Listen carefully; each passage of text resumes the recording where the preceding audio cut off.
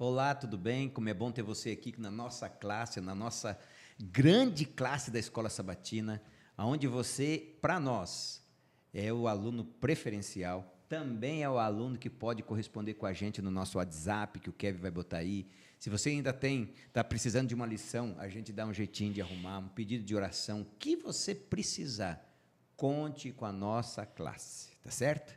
Bom ter você aí para mais uma lição falando sobre a fé no livro de Josué. Quantas coisas maravilhosas nós temos aprendido com Deus, quantas coisas Deus tem apresentado por intermédio do autor dessa lição de uma forma fantástica, para que a gente entre no autor, entre no livro e o Espírito Santo entre em nossa mente, e assim a gente compreenda melhor o que a Bíblia quer nos ensinar no livro de Josué. É muito bom ter você aí, mas não esqueça de compartilhar o que você aprende com seus amigos, não esqueça de se interagir mais com a Bíblia, não esqueça de compartilhar o nosso canal, de dar o seu joinha aí, ó, aperte no positivinho, ó, dá-lhe lá um like pra gente e compartilhe, porque você faz parte dessa classe da Escola Sabatina muito especial. Beijão para você e vamos para mais uma classe. E eu quero aqui apresentar para vocês dois amigos que já vieram aqui algumas vezes. Um já é dono do programa, né, seu Elton? Dono? É bom tomou saber. do Kevin daí. Tudo bem contigo, Kevin? Tudo jóia? Bom saber disso. Não, mas é só dono assim, mas não vai levar nada não, tá? Não, então tá bom. Não, essa é a realidade. Essa é a regra do jogo. Você está bem? Tudo ótimo, muito feliz de estar aqui mais uma vez com vocês. Que bênção. E Chesterson? Bom ter você aqui de novo, hein? Oh, graças a Deus estamos aí. Estamos mais uma lição, né? Mais um estudo e com a graça de Deus estamos aí mais uma vez. Amém, Chester. É um prazer muito grande ter você aqui, tá, Chesterson? Saiba disso. Legal. Tá? Agora, Chesterson, aquela hora que a gente faz a oração pelos nossos amigos e eles também vão interceder por nós. E você, compra para você esse privilégio. Então você, olha, o que você quer que Deus atenda, que seja bom para a tua vida e para a tua salvação, Deus vai atender para o seu amigo, para quem você quer orar. Esse é o instante que a gente vai orar e, por favor, ore com a gente, interceda por nós vamos estar intercedendo por você, sabendo que Deus sempre vai fazer por mim e por você o que for melhor. Você ora para a gente? Vamos orar então. Santo Deus e Pai, graças te damos, porque mais uma vez nos permitiu reunirmos aqui na tua presença para recapitularmos esse estudo, ó Deus. Amém. Aqui nós estamos aprendendo sobre a lealdade, sobre a adoração a Ti, sobre a importância de colocá-lo em primeiro lugar em nossas vidas, ó Pai. Amém. E que nunca venhamos nos esquecer, Senhor Deus, daquilo que o profeta nos falou, Pai. Temei a Deus e dá-lhe glória, pois é chegada a hora do seu juízo. E está chegando o momento, Pai, de nos apresentar na Tua presença. E precisamos praticar aqui no dia a dia, ter prazer em estar na Tua presença e Te adorar. Ajuda-nos a entender o estudo desta semana. Atende, Senhor Deus, aqueles pedidos que estão sendo apresentados a Ti nesse momento, com a Tua bondade e misericórdia para com cada um de nós. É o que pedimos e agradecemos em nome de Jesus. Amém. Amém. Amém. Lealdade suprema, adoração em zona de guerra. Uau! Olha só o título dessa semana que a gente estudou e estamos agora recapitulando juntos. Lealdade suprema, adoração em zona de guerra.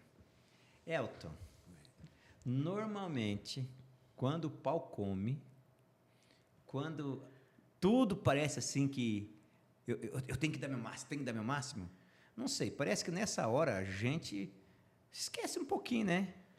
Vai atrás de alguma ajuda, de alguma coisa para se defender, e às vezes a gente acaba esquecendo de adorar a Deus nesses momentos, né? Como é interessante, né, esse título da lição. E nós vivemos em uma zona de guerra constante, né? Toda hora, né? Todos nós. E é aí que a gente vê como nós estamos em relação à nossa comunhão com Deus, né? Quando tudo vai bem, é uma coisa. Quando as bombas e os tiros começam a vir na nossa direção, né? Vamos dizer assim, numa guerra que nós vivemos, de vários tipos de coisas que acontecem na nossa vida, aí a gente vê se nós estamos realmente firmados em Deus ou não. Então, às vezes, nós precisamos fazer parte dessa guerra, né, para nós enxergarmos como é que está a nossa situação. Chesterton, parece assim que adorar No meio de conflitos, parece que está fora do lugar, não parece? Dá a impressão de estar fora de contexto, né? Falar, esse não é o lugar para isso, né? A gente fica vendo aí, até acho que algumas semanas atrás aí teve um acontecimento aí meio complicado aqui no Brasil, né? Que o pessoal ficou meio assustado aí com a questão lá no Rio de Janeiro, guerras, aquilo, outro e tudo, né? Agora você pensa, como é que numa situação daquela alguém vai poder adorar a Deus, louvar o nome de Deus numa situação daquela? É um pouco assim difícil, né? A gente encontrou algumas pessoas também aí que andaram falando aí, não, tem que ser desse jeito mesmo, tem que matar mesmo, tem que fazer. Mas e aí, como é que a gente vai agir numa situação dessa? Essa lição dessa semana também vai nos ajudar a esclarecer um pouco isso, né? E abrir também a nossa mente, a gente entender que Deus, ele é Deus em qualquer situação.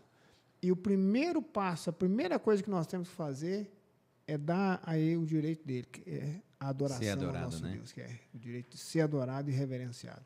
E olha que interessante, né? Como a lição lá, na parte de sábado, ela chama a atenção numa coisa.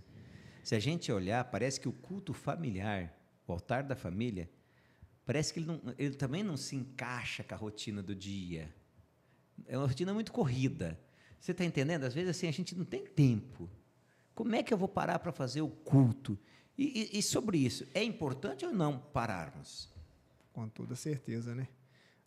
Eu não sei se foi a lição 4 ou 5, não sei, que trouxe essa questão, nos ajudando a entender isso, né? Que a gente precisa abrir a nossa mente e entender o tempo que a gente está e a importância que Deus tem e a necessidade que nós temos dele. Então, assim, nós estudamos nessa lição, comentando assim, a gente olha para o povo de Israel e fala assim, mas o povo, ele parece que foi bem ingênuo, né? Deus deu orientação, ensinou, mostrou o que eles tinham que fazer, tudo certinho, falou, é só depender de mim. E mesmo assim o povo não foi, né? O povo ficou 40 anos rodando ali no deserto porque não confiou plenamente em Deus 100%. E eu tive até comentando com algumas pessoas, falando, escuta, a gente olha para o povo lá, mas e eu e você agora aqui? Vamos pensar em nós aqui. Né? Você confiaria em Deus assim a esse ponto? Né? De se Deus falasse para você assim, ó, é para você trabalhar agora só 1 hora por dia, que isso aí vai bastar para você fazer. O resto você vai cuidar das pessoas necessitadas, você vai poder dar um estudo, vai auxiliar aquele que precisa. Você tem essa confiança? Falar, não, eu vou fazer. Né? É simples a gente olhar para o povo de Israel e falar, mas eles não confiaram. É simples. Mas agora, para mim olhar para mim e falar, não, peraí, o que Deus pede? O que o Jefferson comentou conosco aqui agora? A importância do culto familiar. O que é esse culto familiar? É você tirar um tempo de manhã no seu dia, falar, Deus é em primeiro lugar. Naquele tempo, você reunir sua família e poder cantar um louvor, adorar a Deus, estudar a palavra dele, né? Tirar aquele momento. Esse momento agora é de Deus. Ok. Aí depois você vai cuidar dos seus afazeres. Quando terminou o dia de tarde, você vai parar de novo e falar, não, esse tempo agora é de Deus. Deus é o primeiro na minha vida e o último também. Eu estou encerrando meu dia de trabalho agora. Vai reunir a família, vai orar de novo, reconhecer a Deus, a presença dele. Às vezes a gente pensa, eu não posso tirar esses minutinhos. Né? O tempo está corrido, né? Assim, a gente vê, o tempo está curto, mas o dia continua com 24 horas. Você fala, mas e aí? Né? Eu, quando era criança, minha mãe catava lenha no mato e fazia, acendia o fogo lá, dava um trabalho danado. Hoje você aperta um botãozinho, o fogo acende. Era para ter mais tempo, não era? Ué, e parece que está mais curto o negócio. Né? Então, vai depender da prioridade. Né? Você olha lá, vê lá o Josué, por exemplo. Ele estava lá no meio da guerra, lá de repente, o que aconteceu? Para tudo. O foco agora é outro. Né? Então, a lição nos ajudou a entender muito isso aí, né? O que o verso para memorizar atrás. Né? Busquem, em primeiro lugar, o reino de Deus e a sua justiça. E todas estas coisas lhe serão acrescentadas. Que estas coisas são essas? A lição vai estar mostrando para nós aqui. O que ele falou está certo ou está errado? Está certo. Tem que ficar de olho nele, hein? Agora sim, busque em primeiro lugar o reino de Deus e a sua justiça. Né? E as demais coisas vai ser acrescentado. É difícil crer nisso, né? Difícil buscar, é difícil crer nas demais coisas, mas é isso que Deus quer, que a gente confia, que a gente se entregue para Ele, que a gente faça de Deus o nosso maravilhoso Deus. Eu vi você mexendo na Bíblia aí, você tem alguma coisa para nós agora ou já é para a parte de domingo, já pode entrar? Domingo fala sobre a primeira aliança, né, que está em Josué 5, de 1 a 7. Né? Então, a gente vê que é interessante que eles passam o Rio Jordão, né? Deus seca as águas, separa, eles passam por ela, E aí, vamos dizer assim, a primeira coisa que a gente poderia imaginar é o quê? Eles vão atacar lá os cananeus, né? Jericó, coisa e tal. Mas a primeira coisa que faz é, primeiro, a aliança. Ou seja, buscar em primeiro lugar quem? Como Deus, né? o Chesto disse aqui, buscar Deus em primeiro lugar. Aí que está a questão. Geralmente, nós perdemos o foco, né? Quer dizer, nós colocamos o foco em uma situação assim, eu vou, de imediato, eu tenho que fazer aquilo e vou. E me esqueço de buscar a quem? A Deus. E isso que você falou da família é muito importante. Por que as famílias estão sendo tão atacadas hoje em dia?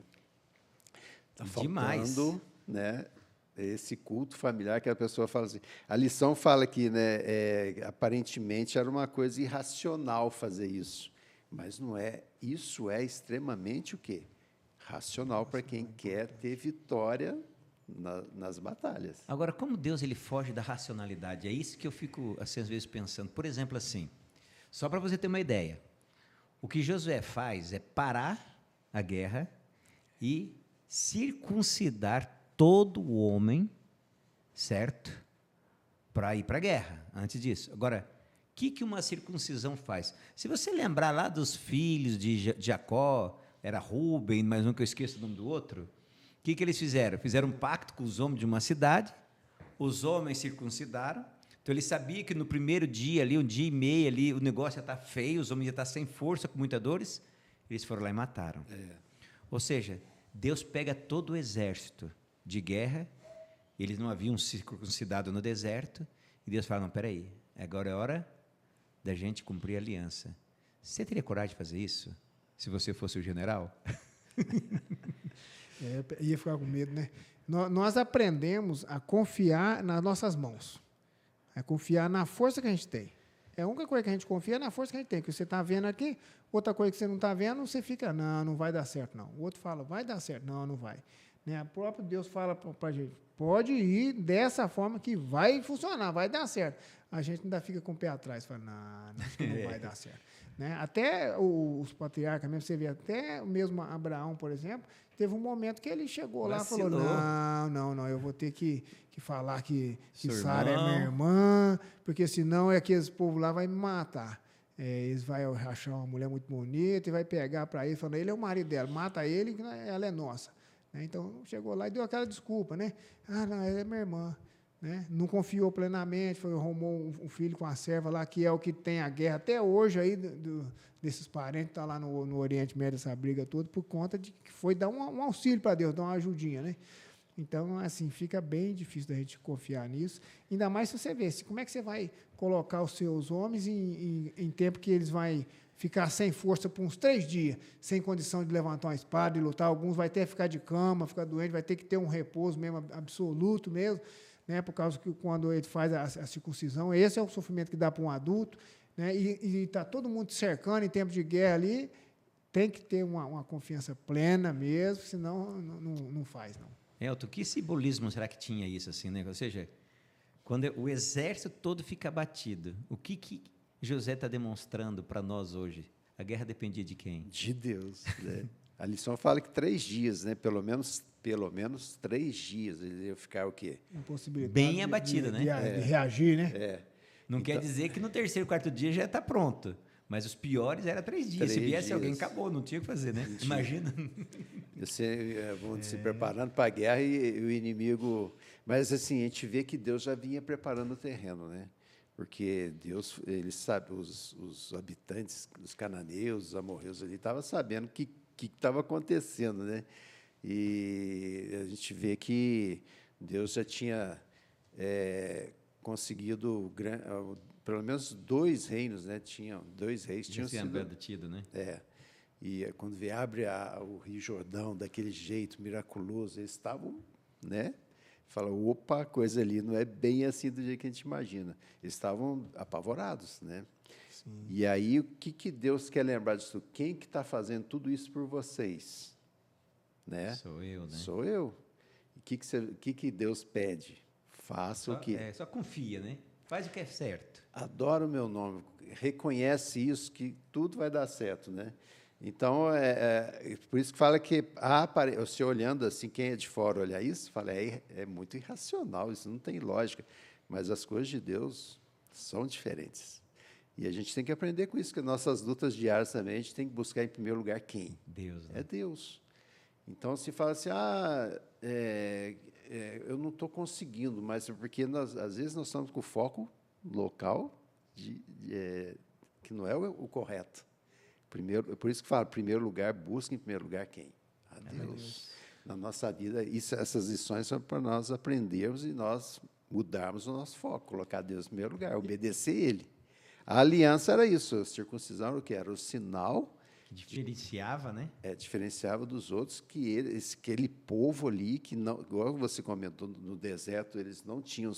A hora que chegou lá, eles fazem o quê? Renovam o quê? Aliança com Deus. né? A mesma aliança de Abraão, né? O sinal que eles carregavam na pele, carne, no corpo né? dele, carregavam na carne. Falaram, nós somos um povo separado por Deus. Né? E agora, igual nós estamos comentando aqui, acontece, às vezes a gente tem pessoa que não consegue entender o que é buscar Deus em primeiro lugar. Né? Você fala assim, vai buscar Deus em primeiro lugar. Então quer dizer que a pessoa vai arrumar um banquinho, uma Bíblia, vai sentar e vai ficar o dia inteiro orando, né? Ficar orando e rezando e buscando, e aí Deus traz o arroz, traz o feijão, traz coisa, né? E você não faz mais nada, né? Buscar Deus em primeiro lugar é em primeiro lugar. Né? Depois que você se submeteu a Ele, aí você vai cuidar dos seus afazeres, das outras coisas. Não que você vai sair correndo. É só levantar antes da hora do trabalho, né? Né? Não precisa ficar na hora do trabalho lá orando, não. Pode orar antes, Isso, depois vai, né? Depois você vai, realiza a sua função, que você tem que fazer, né? Você encerrou aquilo ali, você volta de novo para Deus, e reconhecendo que você só conseguiu chegar até ali e fazer aquilo ali, porque Ele te deu força para você fazer. Amém, amém. Elton, Oi. e depois teve tal da Páscoa, né? A Páscoa, muito Ou seja, importante. Primeiro, a convicção da aliança. Isso, Depois, a Páscoa, que mostrava o livramento, né? e futuro também, não só passado, né? Mostrava o que Deus tinha feito lá, libertando o povo do Egito, né? E toda a história nós conhecemos bem, mas também mostrava quem? Que Cristo seria o nosso libertador. Né? O cordeiro que eles mataram lá no Egito e passaram o sangue nos umbrais das portas, simbolizava quem? A Cristo no futuro. O cordeiro de Deus que tira o pecado do mundo, o sangue dele derramado na cruz. Então, a Páscoa é o evento que comemora isso. Não somente o passado, mas o presente e também o futuro. Então, e teve a substituição disso quando Jesus veio, né? A gente sabe que foi substituída a Páscoa pelo sangue de Cristo, né? Agora é diferente, né? Diferente. Já veio, né? Uhum. Eles vinham lá na frente e a gente olha para trás. Exato. Mas olhando para trás, não se esquecendo que o evento principal está na frente, que é a volta de Cristo, né? E por isso eu não posso anular o Antigo Testamento. Sim. Como alguns dizem, não, é só o Novo Testamento. Olha como é que está tudo interligado. O que aconteceu no passado tem tudo a ver com o presente e com o futuro. E com o fim de todo o mal que existe nesse mundo, né? Das lutas que nós temos, que precisamos depender de Jesus, totalmente. Amém. Na parte de terça-feira, Chester também dizendo aqui, altares de renovação. Certo. O que é esse altar de renovação? Por que Josué parou para construir esses altares e o que eles simbolizavam, esses altares? Esses altares ele estava cumprindo, né, a ordem de Moisés para ele, né, e também cumprindo aí o compromisso com a lei de Deus, né, o compromisso que eles tinham com a lei de Deus. E desde a época quando Abraão peregrinava a terra, ele levantava os altares. Todo lugar que ele chegava, ele levantava os altares. Né? E isso mostrava para o próprio povo que aquela terra era dele, Deus quem deu aquela terra para eles. Né? E esses altares eram o símbolo de quem era o Deus deles, porque as outras pessoas tinham outro tipo de altar diferente deles. Bem lembrado. Né? Então, assim, esses altares mostravam para eles mesmos o compromisso que eles tinham era com Deus, específico Deus Criador, e mostra também para os outros o propósito deles. E mostra para nós hoje também. Né? Lá na minha casa tem altar de pedra, lá eu coloco umas pedras lá, 12 pedras, assim, não. Mas como que eu coloco esse altar lá? Né? É na questão do culto familiar. É no buscar a Deus na primeira hora da manhã. Então, isso eu fico falando muito nisso, porque eu tenho observado, até na vida minha mesmo, a gente está esquecendo disso. A gente foca em tudo quanto é coisa, tudo quanto há que a gente tem que fazer, mas essa parte a gente acaba esquecendo. E não é fácil. E depois que você perde a questão, alguém perdeu essa questão de restauração, precisa ser restaurado.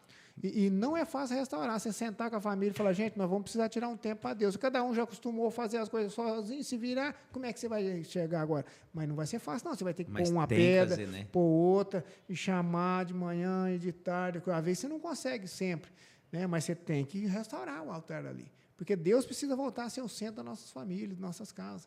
Né? O centro da adoração precisa ser de Deus, e ele precisa ter o lugar dele lá. Né? Então, assim, nós temos lugar na casa para televisão, tem um lugar para o computador, tem um lugar para a gente estudar, tem um lugar para a gente comer, tem um lugar para a gente tomar banho. E cadê um lugar para a gente se encontrar com Deus? Eu até costumo dizer assim, às vezes tem uma casa, né, Elton, que não vai ter todas as repartições para a gente encontrar com Deus. Certo? Mas levanta quietinho, vai no pé da cama, ora com Deus. Depois da oração, vai para um lugarzinho que tem uma luzinha, né, Elton? Leia a Bíblia. Porque nem todo mundo vai ter o privilégio de ter o espaço certinho.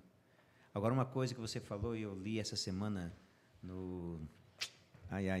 Saúde e Medicina. Acho que é esse livro, que Ellen White dizendo.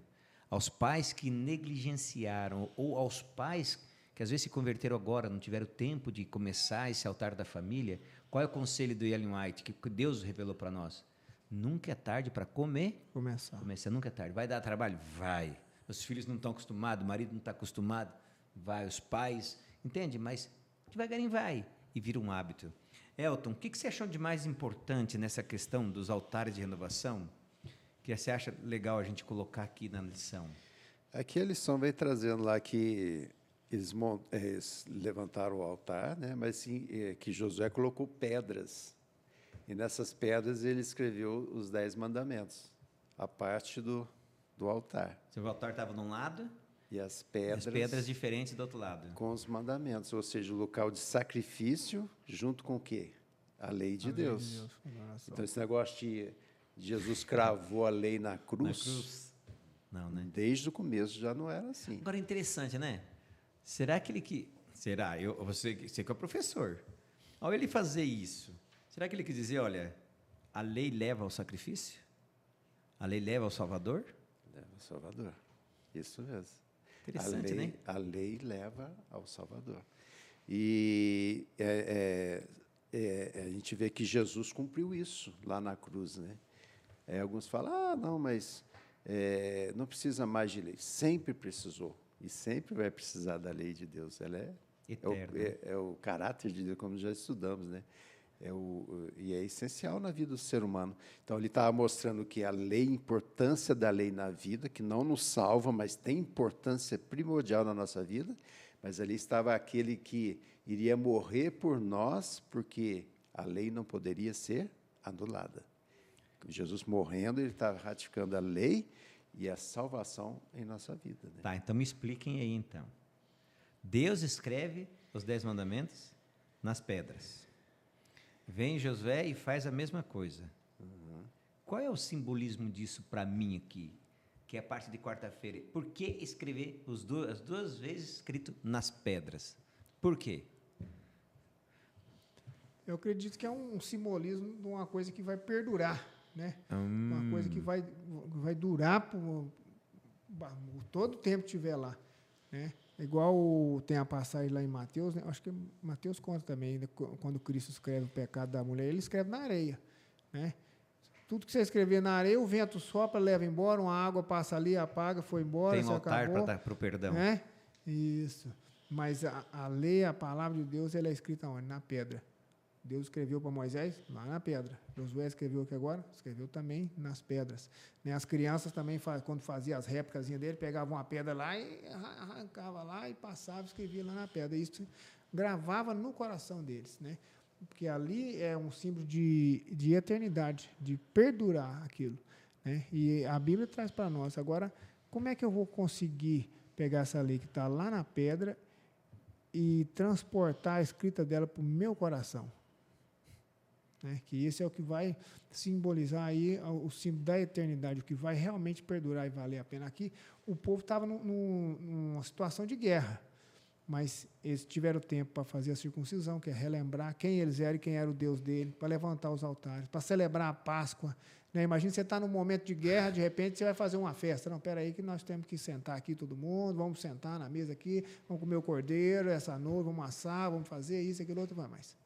Né? Mas isso tudo mostrava que nesses momentos, os inimigos deles chegassem lá e ia pegar eles de surpresa, né? Porque eles estavam preocupados com outras coisas. Mas por que não foi? Porque quem estava cuidando, quem estava mantendo, Deus, né? era Deus. E isso traz para mim, traz para vocês também, a confiança que você precisa ter em Deus. Quando você faz a vontade de Deus, você tem a certeza que Ele se te garante.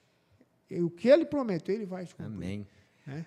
Elton, na lição, na parte da segunda pergunta, vem num memorial que a gente tem aqui, que é a pedra, escrita em pedra para nós da Nova Aliança. Eu achei muito legal a forma que o autor colocou a questão da Santa Ceia. Santa Ceia. Santa Ceia foi instituída no lugar da Páscoa e também da renovação da nossa entrega, da nossa aliança com Cristo Jesus, né? Então, assim, o povo tinha que participar daquilo lá no passado, e nós participamos coletivamente, que é preciso, porque hoje o mundo é muito individualista, né? As pessoas querem ficar isoladas, individuais, mas aqui a gente vê uma coisa assim, de nós nos reunirmos e participarmos da ceia do Senhor, que é uma renovação da nossa entrega a Cristo Jesus. O batismo é uma coisa muito importante, né? Que nós nos entregamos publicamente a Cristo, todos veem. E aqui a Santa Ceia que Jesus instituiu é para nós reafirmarmos a nossa entrega para Ele. Então, eu posso levar aquele que você apontou lá no início, que nós estamos numa guerra constante, e a Santa Ceia seria esse tempo que o povo de Israel com Josué parou para se preparar para a guerra. Para preparar para a guerra. E aí, nessa caminhada, eles tiveram problemas, dificuldades, e nós temos também na nossa vida. E ali, na Santa Ceia, a oportunidade de eu falar, Senhor, perdoa-me. Se eu tenho alguma coisa contra o irmão, eu vou lá e reconcilio. Amém. Tento reconciliar com o irmão. Então, eu chego para a Santa Ceia. A Santa Ceia não é uma coisa de tristeza, porque celebra a morte de Jesus. Mas é um lugar de contrição, de revelar, de colocar os nossos pecados nas mãos do Senhor, na certeza do perdão de Cristo Jesus. Se temos alguma coisa contra alguém, fazermos a conexão com as pessoas novamente. E o principal de saber que Jesus é o nosso Cordeiro, né? Isso é que tudo, morreu né? por tudo. Então, é um momento de alegria. Santa Ceia tem que ser um momento De alegria. De alegria, de contrição, mas de alegria, de que nós erramos, mas temos o quê? Um Salvador. Um Salvador que nos ama e que nos perdoa. Amém, amém, amém. E interessante, né? Todos esses ritos, tudo isso, tinha um objetivo, né? A presença Do Senhor. do Senhor. E eu achei interessante, como o doutor colocou, olha só, o povo faz todos os rituais da aliança, né? Aliança, circuncisão, Páscoa, relembrar os altares, relembrar a lei. E José, quando está distribuindo as terras, opa, pera. Antes de distribuir tudo, nós temos que achar um lugar. Para que tinha que achar o lugar agora? Vai levantar o tabernáculo, santuário, né? Santuário de Deus. Espera aí, eu não posso distribuir as terras sem antes. Olha para você ver. Tudo tem que ser primeiro quem? Tem que ser Deus. Que lição para a gente, hein? Tudo. Sim. Tudo. Se tem alguma coisa que nós vamos colocar em primeiro lugar do que Deus, está errado. Está errado. Então, até isso, né? Tudo a gente tem que ver todos os detalhes. Uma coisa assim, que é relacionada também com a Santa Ceia também, Jefferson, igual você comentou aí, né, da questão da Santa Ceia, a santificação nossa, né, a nossa purificação também, como seres humanos, e o anseio pela presença de Deus.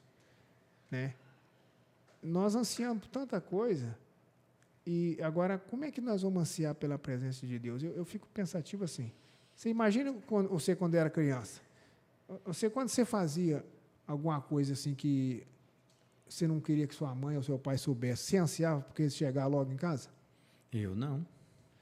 Isso acontece às vezes com as crianças. Mas eu não era que nem você, engraçadinho. Eu sempre fui um santo. O meu nome é Jefferson Carneado dos Santos. Ah, não, então aí, é diferenciado, tá vendo? Vocês estão vendo, hein? Mas a gente pensa assim, que acontece? Aí, às vezes, não tinha um desejo de que a mãe chegasse logo, ou o pai chegasse logo. Aí ficava, nossa, vai chegar, vai me corrigir. É o que aconteceu com Adão lá no princípio. Sim. Ele foi se esconder. Né? Agora, como é que eu estou? Né? Essa lição, eu estou gostando demais dessa lição, porque essa lição ela desperta a mente da gente por o tempo que nós estamos vivendo e como que nós estamos nos relacionando com um Deus que nós dizemos que é o primeiro na nossa vida. Né? Será que é o primeiro mesmo, né? Né? Nós estamos falando que é, mas e aí? Eu tenho anseio pela presença dele. Apocalipse 3:20 fala que ele está na porta e bate. Se alguém ouvir a voz e abrir a porta, ele vai entrar e vai cear com você, vai participar de uma ceia com você. Ele vai cear com você e depois vai te levar você para participar de uma ceia com ele. Né? É um alimento, essa ceia é uma compartilhação, uma partilha, né, alimentícia, mas não é uma partilha alimentícia simples, uma janta, uma coisa assim. Não. É uma santa ceia, uma partilha é santa. Né? Por que é santa? Porque Deus está presente, a presença dele está ali. Agora, como é que eu desejo isso? Né? Como é que está o meu desejo para saber que ele tem que estar ali? Né? Não, peraí, gente, ó, não podemos fazer isso agora porque Deus não está aqui. O que o Josué falou? Calma aí, pessoal, nós não podemos fazer, nós temos que levantar o altar do Senhor. Né? Nós temos que colocar aqui o tabernáculo, tem que levantar o tabernáculo. A presença de Deus está aqui no nosso meio. Primeiro lugar isso, né? Em primeiro lugar isso. E esse era o desejo dele ali. Então, isso precisa criar em nós um desejo pela presença de Deus. Nós precisamos ansiar que Deus esteja conosco. Mas eu nunca vou ansiar a presença de Deus se eu estiver em pecado, se eu estiver contra a vontade a gente dele. quer que daí que fazendo ele não venha, coisa né? que, né? Fazendo coisa que não Que nem o que Kevin faz, né? Que a mãe não, ele. tomara que a mãe não vem, tomara que o pai não vem, né? Tomara que hoje ele fique mais para trás um pouco, demora a chegar. Temos ou que fazer não diferente, vem. né? Então, nós temos que mudar a nossa visão, fazer aquilo que agrada a Deus para que nós possamos ter prazer em tê-lo conosco. Em saber que ele está ali, ok, Deus está aqui, mas isso me traz prazer, me traz alegria. Né? Qual é a alegria que eu tenho, por exemplo, no dia de sábado, por exemplo? Né? Tem pessoa que, às vezes, pode chegar uma situação que fala, hoje eu não vou na igreja, não. Ô, fulano, vamos lá. Não vou, não. Se você for procurar muito, pessoa, o que aconteceu? Mas eu estou assim, eu estou em pecado, eu estou meio, eu briguei com fulano, não sei o quê, não sei o que lá. Esse é o momento de você ir lá e resolver a dificuldade, aquele problema, para que você possa estar bem na presença de Deus, porque nós vivemos numa guerra.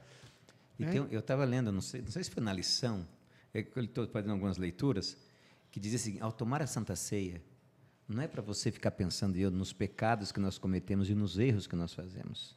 É para a gente confiar que Deus perdoou e participar dela com alegria.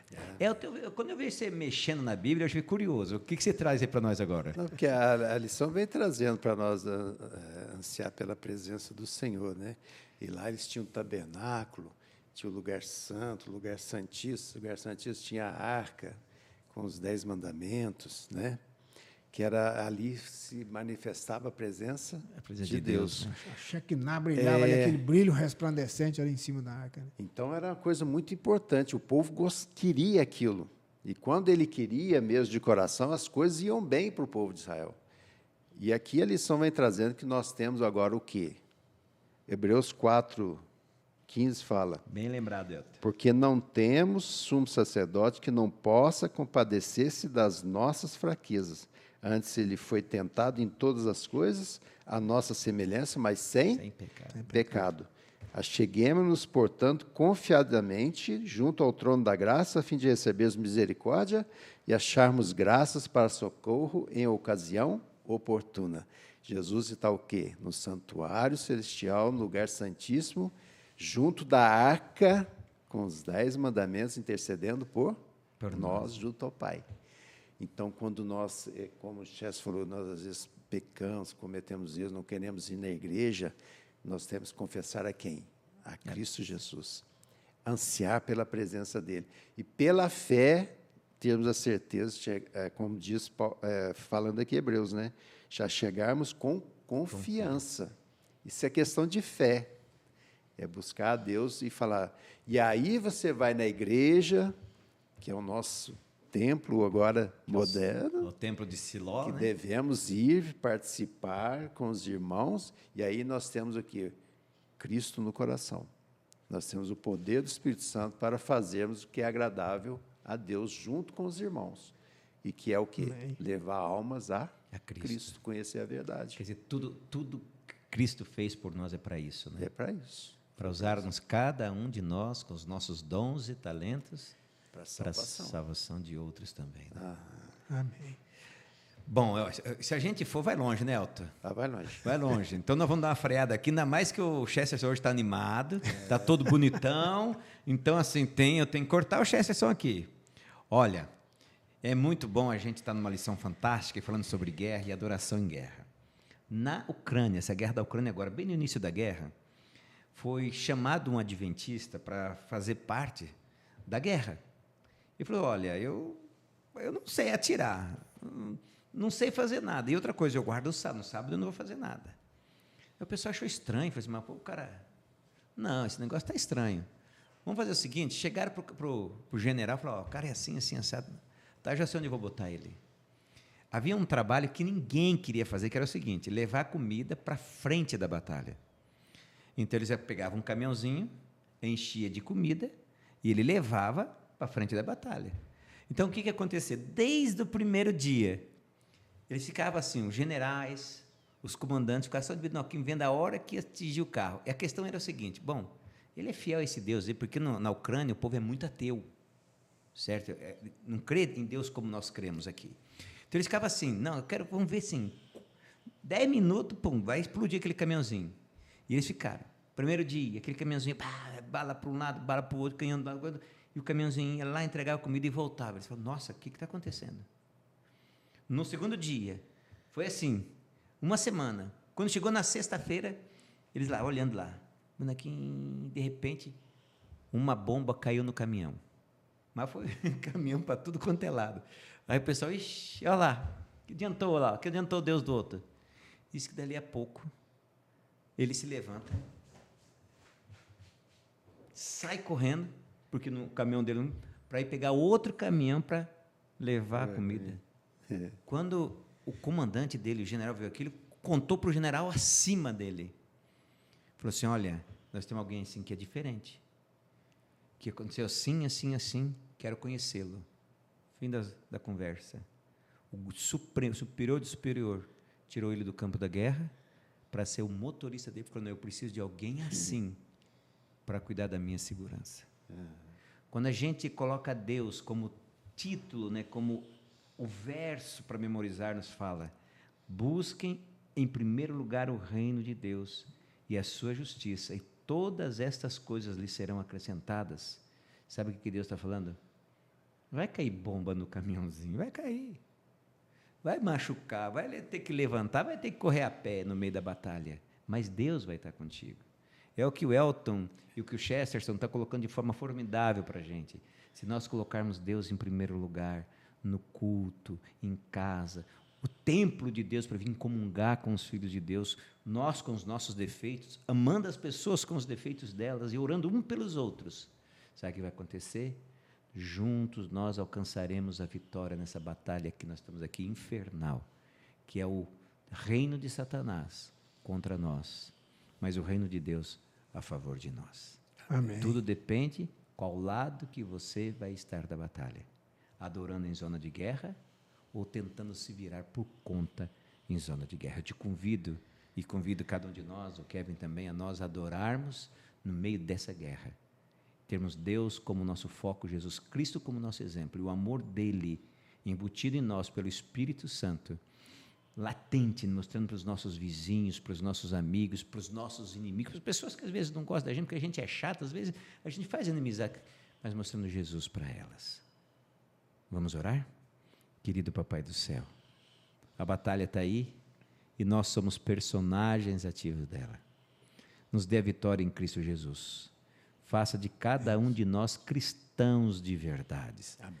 Que o seu Santo Espírito unja-nos, por favor. Que nós possamos parar, possamos te adorar e depois levantarmos com a certeza de que durante o dia todo o Senhor vai estar conosco e à noite vamos poder celebrar novamente a tua presença com os nossos familiares. Dá-nos a vitória, perdoa os nossos pecados. É o que nós pedimos e suplicamos por Jesus Cristo. Amém. Amém. Elton, muito obrigado. Chesterton, muito obrigado. E você, muito obrigado. Até semana que vem, nesse mesmo horário, nesse mesmo canal, nessa mesma classe da Escola Sabatina, vamos estar estudando mais uma lição sobre lições de fé no livro de Josué. Mas antes de você ir, antes de você desligar, não se esqueça, olha aqui, ó, Nem só de pão viverá o homem, mas de toda palavra que procede da boca de Deus. Que Deus te abençoe, que Deus te dê vitórias a cada dia e até semana que vem.